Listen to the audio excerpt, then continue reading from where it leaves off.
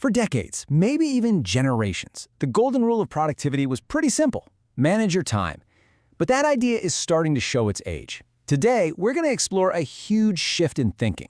The new game isn't about managing the clock anymore. It's about mastering your attention. And let's just start with a feeling I bet you know all too well. You stare at that never-ending to-do list, you hustle all day long, you feel busy, but when you clock out, what did you really get done? This feeling, of being stuck on a hamster wheel, that's the exact problem we're diving into today. So let's break this down. The old way, time management, was all about efficiency. The goal was simple: do more stuff in less time. The currency was the minute, but the new way, attention management, plays a totally different game. It's not about efficiency, it's about effectiveness. It's not about doing more things, it's about doing the right things. And in this world, the scarcest resource isn't time. It's your focused, undivided attention. Now, to really understand this shift, we have to look back at the old way of doing things, the philosophy that's been drilled into us for years: managing time. And the undisputed champion of this school of thought is Brian Tracy's classic Eat That Frog. His big idea is that the real enemy of productivity isn't laziness, it's a lack of clarity. He argues that we procrastinate because we're just not sure what to do next or in what order. It's all about vagueness. The whole system is built around this one powerful idea: the frog. Your frog is your biggest, most important task.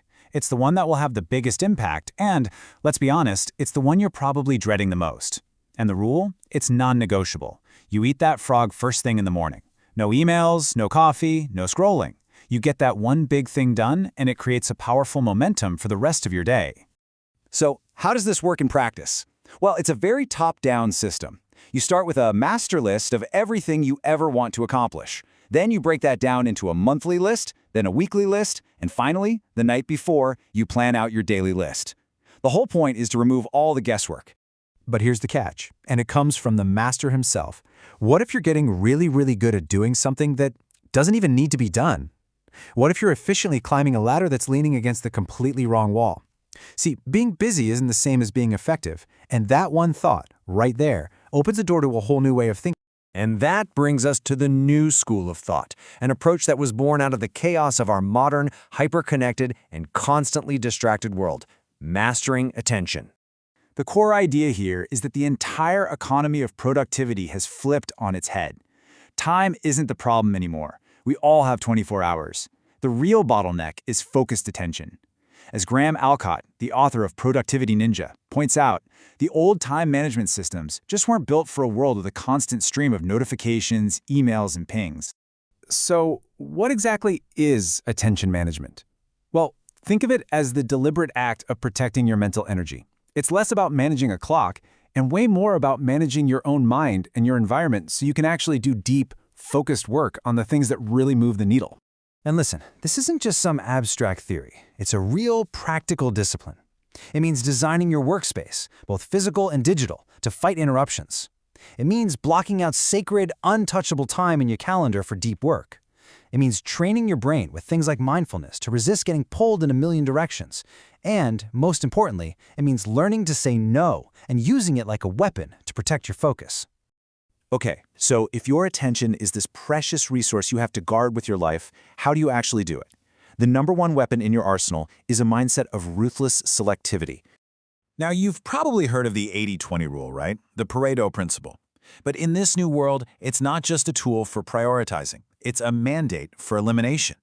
The goal is to figure out that vital 20% of your efforts that are creating 80% of your results, and then, and this is the hard part, having the guts to mercilessly cut out the other 80%. This leads to a really interesting, kind of radical idea that even Brian Tracy talked about: creative procrastination. This isn't about being lazy. It's the exact opposite. It's the strategic, conscious decision to not do low-value tasks. You just can't do everything, so you have to get smart about what you choose to ignore. Suddenly, procrastination becomes a tool for success. This way of thinking really finds its ultimate form in the philosophy of essentialism, which was made famous by Greg McKeown. An essentialist stops asking, how can I fit it all in? And instead, they relentlessly ask, what is the one thing I can do that will make the highest possible contribution? It's all about the disciplined pursuit of less but better. So how do you actually decide what to cut? Here's the killer question, your ultimate filter. It's called zero-based thinking. You look at a project, a meeting, even a commitment, and you ask yourself, knowing what I now know, would I get into this today? If the answer is no, you've just found something you need to eliminate. It is a brutally effective way to reclaim your focus.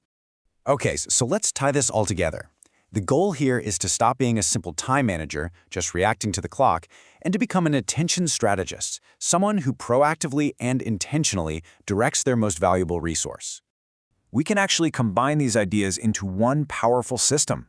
From the frog, we learn to prioritize the big, impactful stuff.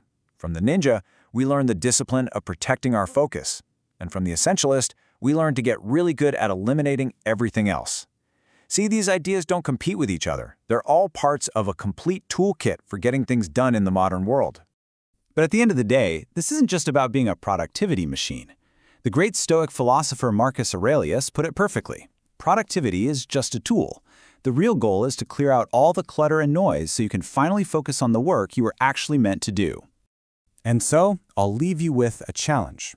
The first step to mastering your attention isn't about adding something new to your to-do list. It's about subtraction. It's about deciding what you will consciously choose not to do. So the question is, what will you ruthlessly say no to tomorrow so you can finally make space for what truly matters?